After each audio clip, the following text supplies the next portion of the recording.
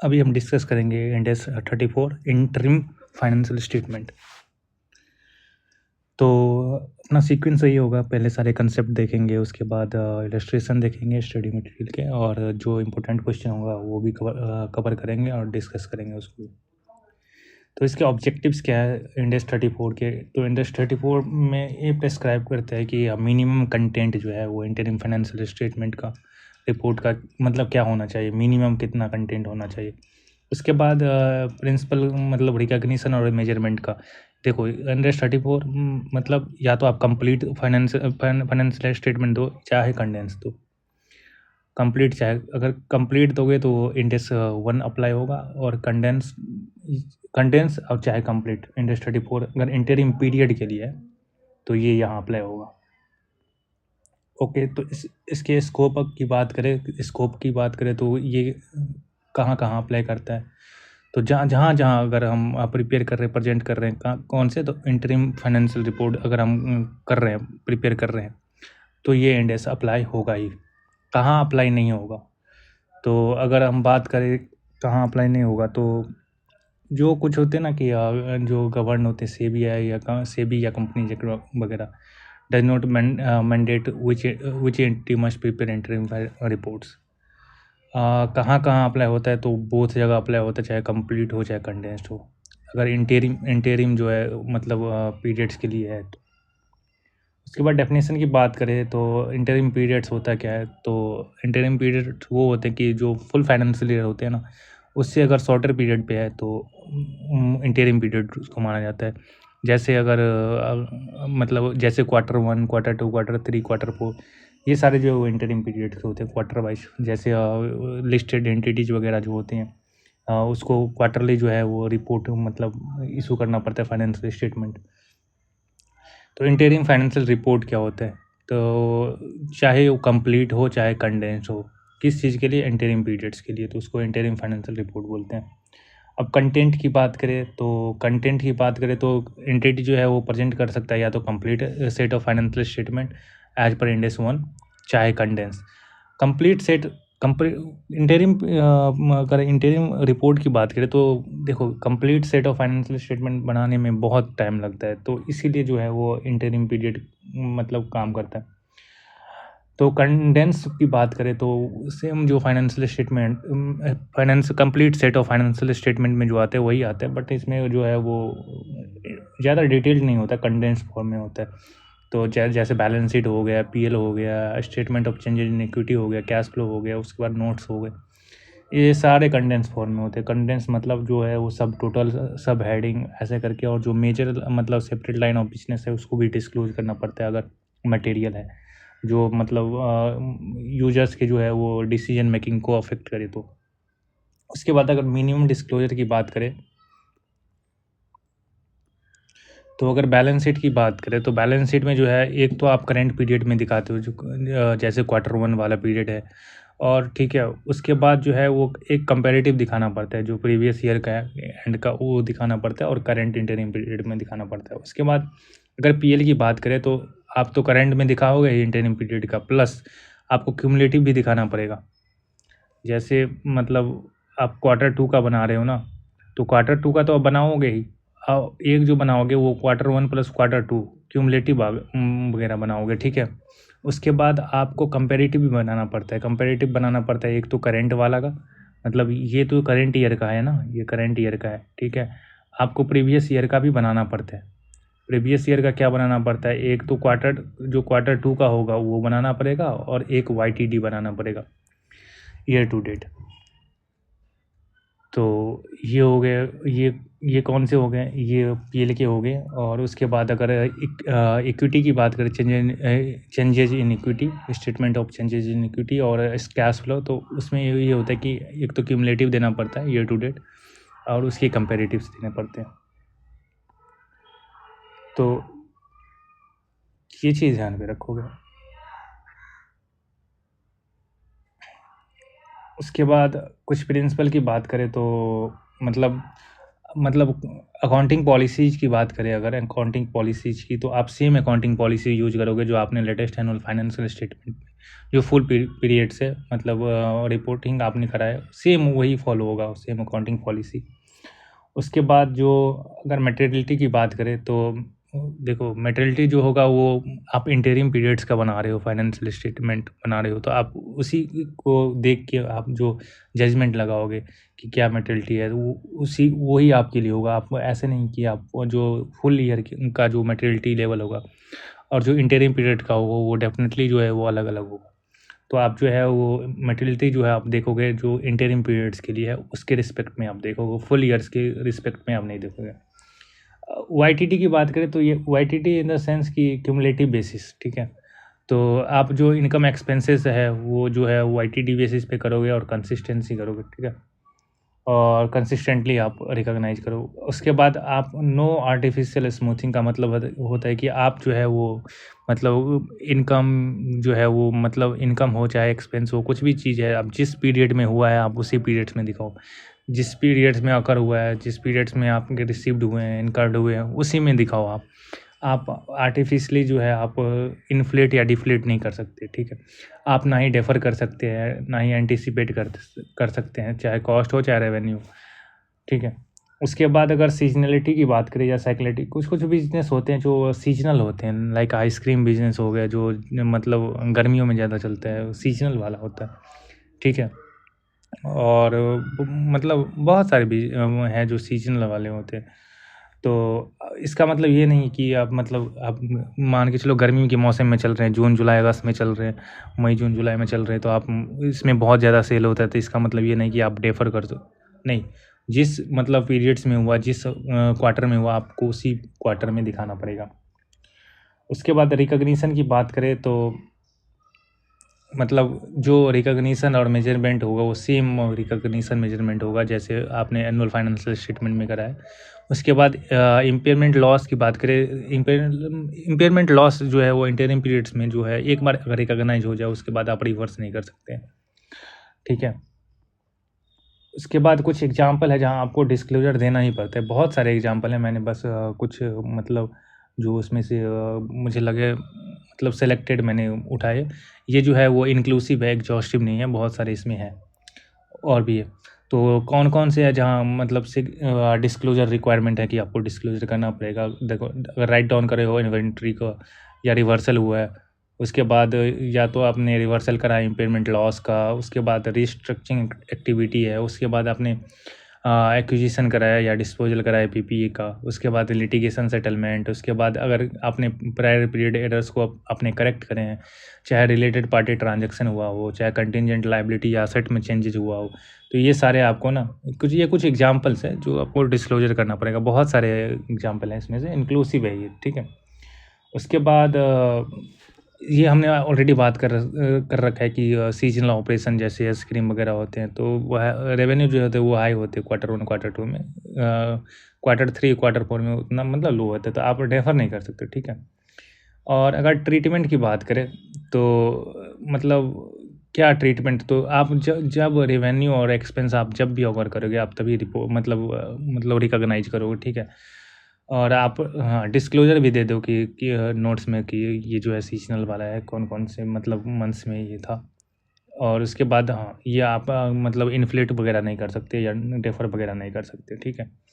और ये हमने क्या क्या पढ़ा, अगर समरी टेबल की बात करें तो एक तो हमने ऑब्जेक्टिव्स पढ़े, ऑब्जेक्टिव्स में क्या है, मिनिमम कंटेंट क्या होना चाहिए, रिकॉग्निशन और प्रिंसिपल क्या होना चाहिए इंटरिम रिपोर्ट्स के लिए, उसके बाद कहाँ कहाँ अप्लीकेबल है, तो जहाँ जहाँ इंटरिम फाइनेंशियल स्टेटमेंट बनाया जाएगा वहाँ वहाँ ये इंडेक्स जो है वो अप्लाई करेगा। उसके बाद इंटरिम फाइनेंशियल रिपोर्ट में क्या क्या इंक्लूड होता है, या तो कंप्लीट चाहे या कंडेंस, दोनों दोनों जो है यहाँ कवर होते हैं, ठीक है।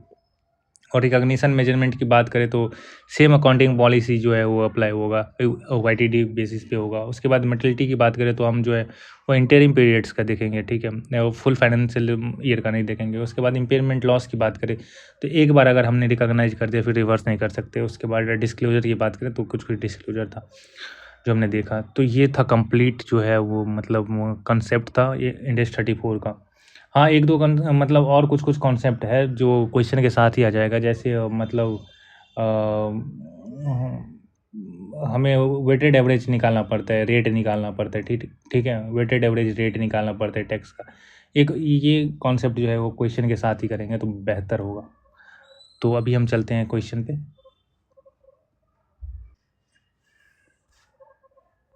ये है इलस्ट्रेशन, मतलब इंडेक्स 34। अब देखते हैं इलस्ट्रेशन। ये ऑलरेडी हमने सारा कवर कर लिया, ऑब्जेक्टिव वगैरह, स्कोप वगैरह, ठीक है, डेफिनेशन वगैरह, उसके बाद कंटेंट वगैरह, ये सारे हमने डिस्कस कर रखे हैं। और बात करें तो ये डिस्क्लोजर, ये बहुत सारे लिस्ट हैं, ठीक है, ये इंक्लूसिव लिस्ट है, तो बहुत सारे चीज़ दिया हुआ है इसमें। 13 आइटम दिए टोटल में, तो वो आप एक बार गो थ्रू कर लोगे तो ठीक रहेगा, वैसे उतना रेलेवेंट है नहीं। उसके बाद ये सारा चीज़ हमने ऑलरेडी देख लिया कि बैलेंस शीट वगैरह जो है, करेंट इंटरिम पीरियड वगैरह। उसके बाद ये भी हमने देख लिया, रिकॉग्निशन और मेजरमेंट वाला।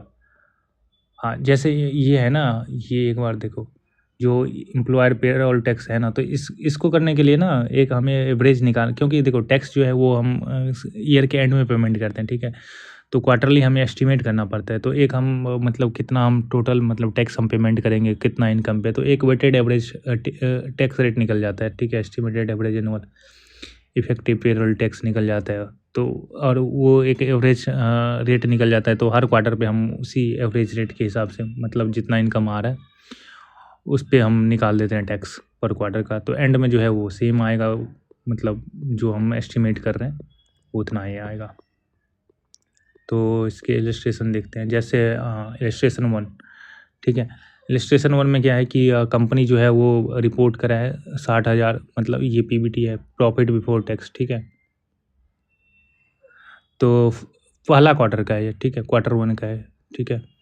तो और कंपनी जो है वो एक्सपेक्ट कर रही है, लॉस एक्सपेक्ट कर रही है कि आने वाले मतलब ईच सब्सिक्वेंट क्वार्टर, मतलब 3 क्वार्टर रह रहे तो 15,000 का लॉस आने वाला है।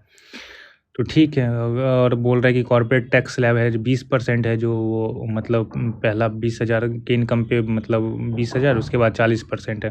बोल रहा है कि कितना अमाउंट ऑफ टैक्स हमें ईच क्वार्टर में दिखाना पड़ेगा। तो अगर देखो, अगर हम बात करें कि देखो क्वार्टर 1 में जो है वो प्रॉफिट है 60,000 का, बट आने वाले जो है वो मतलब 15,000 का होगा, मतलब 3 क्वार्टर बच रहे हैं, तो अगर देखें तो 45,000 का लॉस आएगा।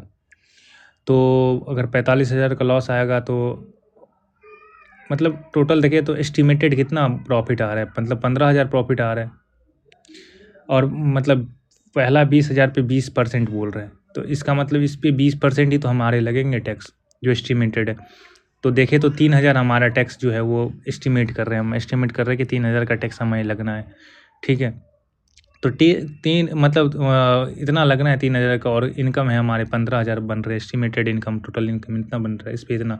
तो एवरेज रेट तो निकल के 20% ही आना है, एवरेज रेट निकल के 20% ही आना है।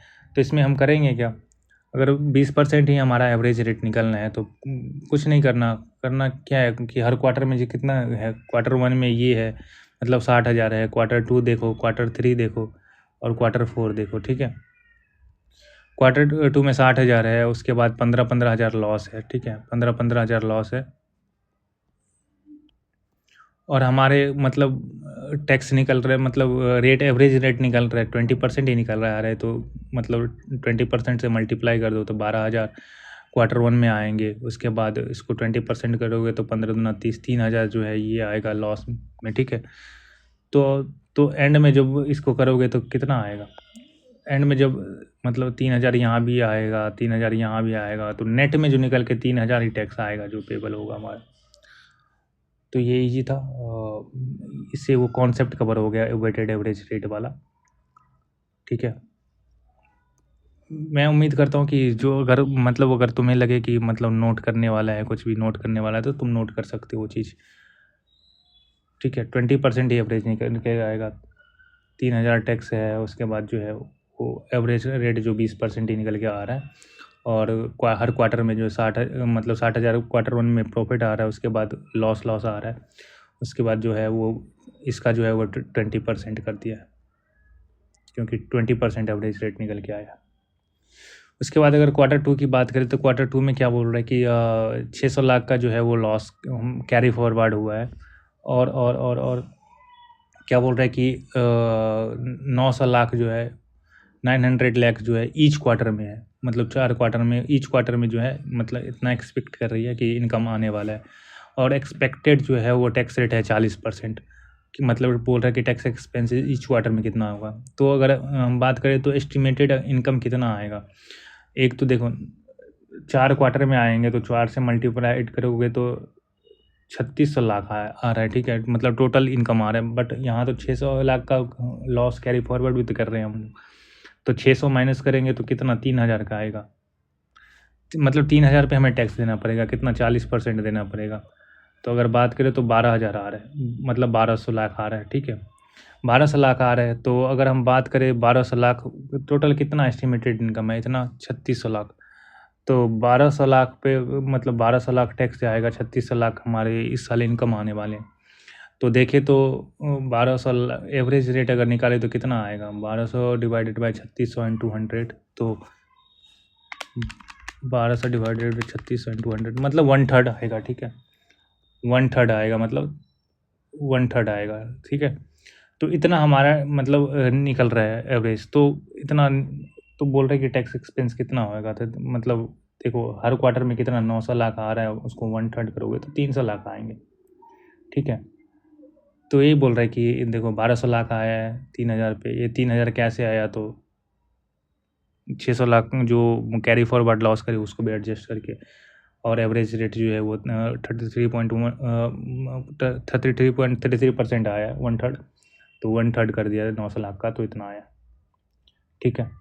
उसके बाद इलस्ट्रेशन 3 की बात करें तो इलस्ट्रेशन 3 की बात करें तो ये दिया हुआ है कुछ क्वार्टर वाइज दिया हुआ है, सेल का पैटर्न दिया हुआ है 10%, 10%, 60%, 30%, 10, 10, 20, 60, 80, 20, 100, 100% दिया हुआ है, ठीक है।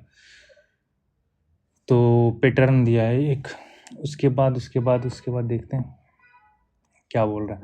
उसके बाद बोल रहा है कि ये फर्स्ट क्वार्टर का दिया है, कुछ इन्फॉर्मेशन दिया हुआ है कि सेल दिया हुआ है, एम्प्लॉय बेनिफिट एक्सपेंस दिया हुआ है, एडमिन ये सेल दिया है, उसके बाद ये एक्सपेंस दिया है।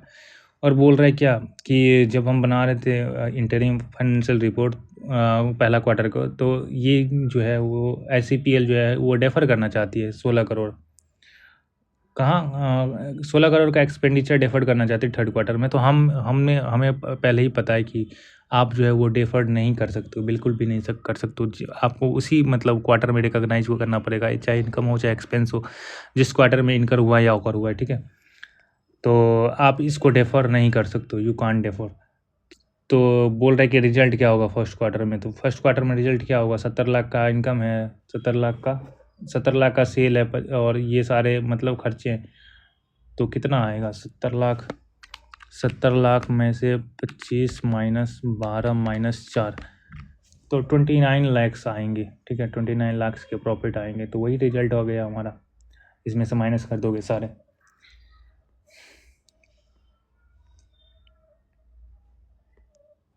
प्रॉफिट आया 29 लाख। और ये कुछ नोट दिया है कि आप जो है वो रिकॉग्नाइज कर सकते कब, जब अर्न हुआ या इनकर्ड हुआ है, ठीक है। ये हमें पता है कि आप डेफर नहीं कर सकते।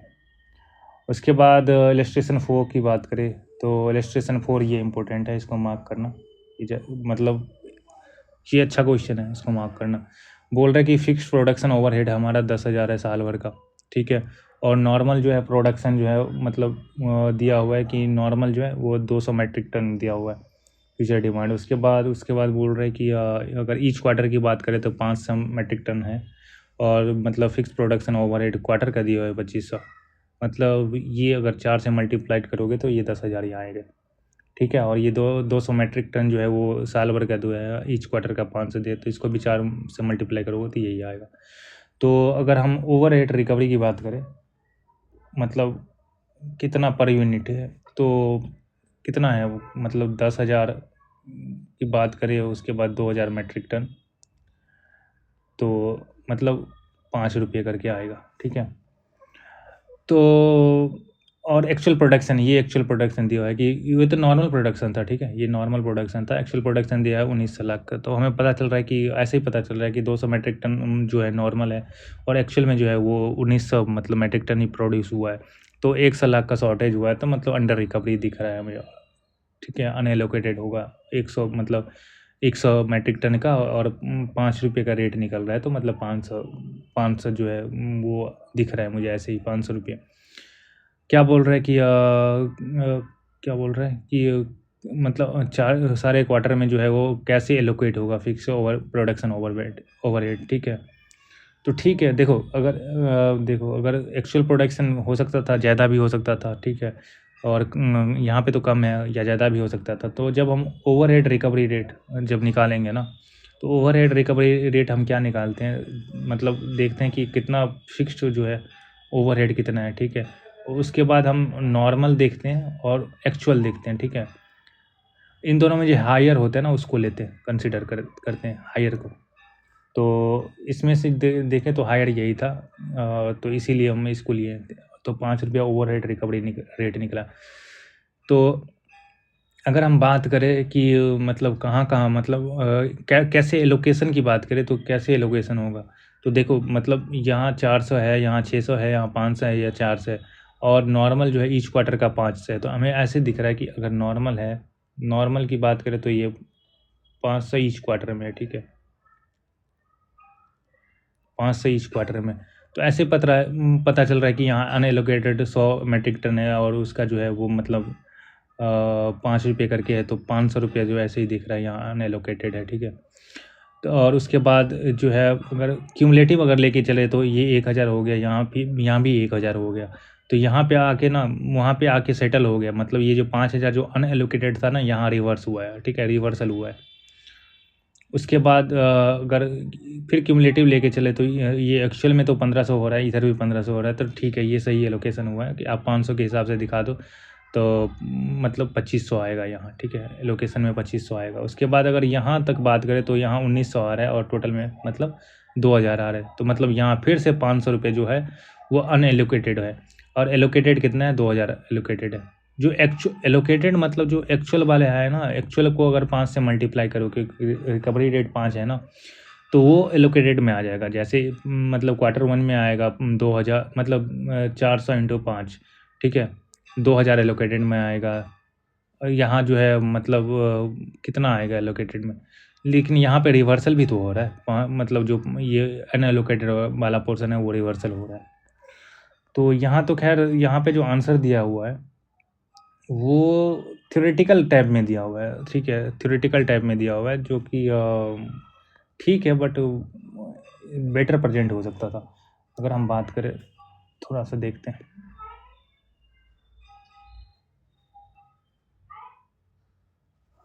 देखो ओवरहेड रिकवरी रेट हमारा 500 निकला, ठीक है। ये मतलब ये तो क्वांटिटेटिव है, और इसका अगर वाईटीडी बात करें, क्यूमुलेटिव की बात करें, तो ये 400, ये 1000, ये 1500, ये 1900, ठीक है, क्यूमुलेटिव की बात करें। और नॉर्मल की अगर क्यूमुलेटिव की बात करें तो 500 तो मैट्रिक टन है ही, मतलब एवरी क्वार्टर। तो 500 ये हो गया, 1000 ये हो गया, 1500 ये हो गया, और 2000 ये हो गया, ठीक है। तो अगर बात करें तो यहाँ जो है मतलब 2000 आ रहा है, एलोकेटेड में आ रहा है, और इसको 5 से मल्टीप्लाई करूँगा ना, और जो है 500 जो है वो अनएलोकेटेड में आ रहा है, ठीक है। उसके बाद यहाँ पे जो है 1000 है, मतलब यहाँ पे जो है वो 500 जो अनएलोकेटेड है वो रिवर्सल हुआ है। यहाँ पे जो है मतलब 1500 और 1500 है, ठीक है, और यहाँ पे 2000 है, 1900 है, मतलब यहाँ पे फिर से 500 रुपये जो अनएलोकेटेड है। तो इसी को थ्योरी फॉर्मेट में दिया है कि एक्चुअल फिक्स प्रोडक्शन अवार्ड जो है 2500, ये 2500 कैसे आया, तो 500 इंटू 500, 500 इंटू 5, ठीक है। और उसके बाद जो है ये एक्चुअल प्रोडक्शन दिया हुआ है, और ठीक है 5 रुपये के हिसाब से दिया हुआ है यहाँ पे, और ये जो है एक्चुअल प्रोडक्शन वाला ये नॉर्मल वाला है, ठीक है। तो ये आ गया, तो ये 500 रुपये जो है वो अनएलोकेटेड में आ गया, ठीक है। नॉर्मल इतना होना चाहिए, एक्चुअल में इतना आ रहा है, मतलब अनएलोकेटेड इतना है। उसके बाद अगर ये जो है ये एक्चुअल वाला जो है ना, ये एक्चुअल मतलब ये नॉर्मल है, नॉर्मल जो है नॉर्मल फिक्स प्रोडक्शन ओवर और हेड जो होना चाहिए। उसके बाद अगर मतलब फिर अगर देखो 500 मतलब क्वार्टर में था, एवरी क्वार्टर था, तो उसके बाद 500 जो है वो मतलब 1000 हो गए, तो 1000 इंटू 5 ये जो है वो 1000 इंटू 5 है, ठीक है। और मतलब जो फिक्स यहाँ पे जो एक्चुअल वाला था वो भी जो है वो 400 प्लस 600 करके था, तो वो भी जो है वो 1000 होते हैं। तो यहाँ पे है जो जो अर्लियर जो 500 रुपये अनएलोकेटेड था वो जो है वो यहाँ एलोकेटेड हुआ है, इसीलिए रिवर्सल हुआ है। ठीक है, और थर्ड क्वार्टर की बात करें तो थर्ड क्वार्टर में जितना चलो 7500 उधर भी था, 1500 इंटू 5, और यहाँ पे भी 400 प्लस 600 प्लस 500, ठीक है, ऐसे करके। तो यहाँ पे तो कोई ना ही अंडर रिकवरी ना ही ओवर रिकवरी है, कुछ भी नहीं है। बट यहाँ पे अगर बात करें तो यहाँ पे मतलब आ रहा है 10,000 आ रहा है, बट इधर 9500 ही आ रहा है क्योंकि 1900 ही एक्चुअल में प्रोडक्शन हुआ है। तो 500 यहाँ पे फिर से अनएलोकेटेड पोर्सन है, और अनएलोकेटेड वाला जो है तो वो जाते वो प्रॉफिट एंड लॉस में जाता है, पीएल में जाता है। ठीक है, तो ये थोड़ा सा इम्पोर्टेंट है, ये देख लेना, ये एग्ज़ाम में एक बार आया भी है। मतलब जो इन्फॉर्मेशन थोड़ा सा चेंज होता है, चेंज करके आया हुआ है, तो कोशिश करना कि जो है वो टेबल फॉर्मेट में ही बनाए। उसके बाद देखते हैं और कौन सा इलस्ट्रेशन है। ये इलस्ट्रेशन भी इम्पोर्टेंट है, इसको भी इम्पोर्टेंट मार्क करना।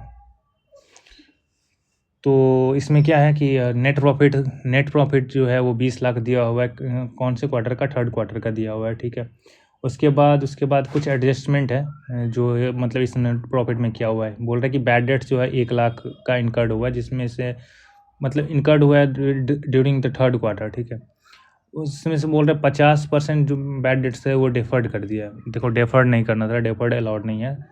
ठीक है, मतलब डेफर्ड कर दिया किसी नेक्स्ट क्वार्टर में। ठीक है, तो 50% इसका कितना, 1 लाख का 50% कितना होता है, 50,000। तो आप 50,000 इसमें से माइनस करोगे नेट प्रॉफिट में से।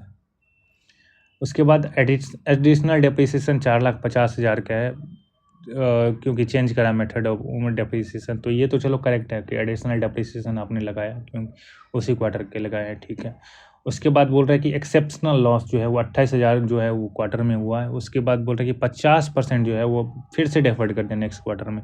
आप डेफर्ड नहीं कर सकते, तो इसका 50% अगर करोगे तो कितना आएगा, 14,000, 14,000 आएगा।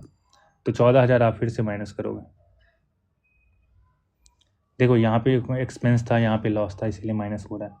उसके बाद बोल रहा है कि 5 लाख का एक्सपेंडिचर जो है वो एडमिन एक्सपेंस था, है वो जो मतलब थर्ड क्वार्टर का है, उसको है डेफर्ड कर दिया फोर्थ क्वार्टर में।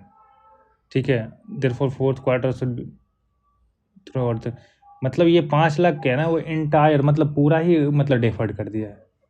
तो 5 लाख यहाँ से माइनस कर दोगे, एक्सपेंस है ना, तो 5 लाख माइनस कर दोगे, तो अब जो नेट प्रॉफिट आएगा वो मतलब करेक्ट प्रॉफिट है थर्ड क्वार्टर का। तो कितना आ रहा है, 20 लाख में से अगर माइनस करें 5,50,000, 5,50,000 माइनस 14,000, तो 14,36,000 जो है वो मतलब थर्ड क्वार्टर का जो है वो एक्चुअल में नेट प्रॉफिट है, जो करेक्ट प्रॉफिट है।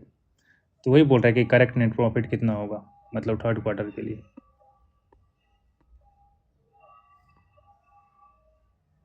14,36,000। ठीक है, आप ऐसा करके बनाओगे सिर्फ मतलब जैसे होता है ना कि नेट प्रॉफिट लिखोगे, उसके बाद जो है इन्फॉर्मेशन दोगे और कैलकुलेट करके लिखोगे।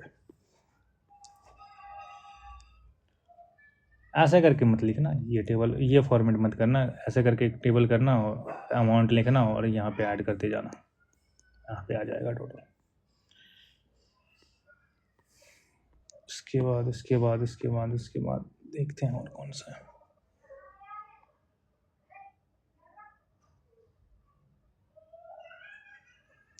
ये TY के क्वेश्चन 2 जो है ये भी करते हैं, ये भी, इसको भी इम्पोर्टेंट मार्क करो, ये भी एग्ज़ाम में आए हुए हैं एक बार। तो क्या बोल रहा है कि नारायण लिमिटेड जो है कुछ इन्फॉर्मेशन बोल रहा है कि टैक्स एक्सपेंस को कैलकुलेट करने के लिए, तो हम वैसे ही करेंगे जो वेटेड एवरेज वर्क करके निकालते थे ना, वैसे ही करेंगे। बोल रहा है कि एस्टिमेटेड जो है ग्रॉस एनुअल इनकम जो है 33 लाख, लेकिन इसमें इंक्लूड है कैपिटल गेन जो है वो 8 लाख का इंक्लूड है। मतलब कैपिटल गेन 8 लाख है, मतलब नॉर्मल इनकम कितना है, नॉर्मल इनकम 25 लाख है, 25 लाख का नॉर्मल इनकम है। ठीक है, बोल रहे कि यहाँ पे बाइफरकेट करके दिया हुआ है कि Q1 में 7 लाख है, Q2 में 8 लाख है, Q3 में जो है वो 12 लाख है, बट 8 लाख का कैपिटल गेन है, मतलब 4 लाख का जो है वो नॉर्मल वाला है। ठीक है, और Q4 में 6 लाख का दिया हुआ है।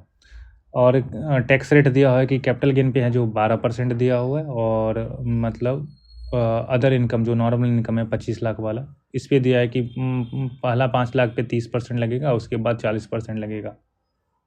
बस यही है। तो पहले तो हम मतलब weighted average annual tax rate निकाल लेंगे, कितना मतलब टैक्स लगना है। देखो ये 4 लाख पे तो दिख रहा है कि 12% ही लगना है, ठीक है। उसके बाद 25 लाख देखेंगे नॉर्मल इनकम पे कितना आ रहा है टैक्स, तो 5 लाख पे आ रहा है 30%, मतलब 5 या 15, मतलब 1,50,000 का यहाँ टैक्स आ रहा है। बच गए 20 लाख, 20 लाख पे अगर 40% तो 8 लाख। तो टोटल अगर बात करें तो 9,50,000 का टैक्स आ रहा है। 9,50,000 का टैक्स कितने इनकम पे आ रहा है? 25 लाख पे। तो 9,50,000 डिवाइडेड बाय 25 लैक्स इंटू 100, मतलब एवरेज की बात करें तो 38% जो है वो एवरेज एनुअल टैक्स रेट, मतलब निकल रहा है, एवरेज निकल रहा है, मतलब टैक्स रेट 38%। मतलब ये कि जो भी नॉर्मल इनकम होगा ना, नॉर्मल इनकम जो भी क्वार्टर वाइज होंगे, तो इस पे 38% करेंगे, इस पे 38% करेंगे, और इस पे जो है इस पे 12% करेंगे, लेकिन और इस पे है 38% करेंगे, उसके बाद यहाँ पर 38% करेंगे, तो हमें ईच क्वार्टर का मतलब टैक्स एक्सपेंस निकल जाएगा। कैसे, देखते हैं।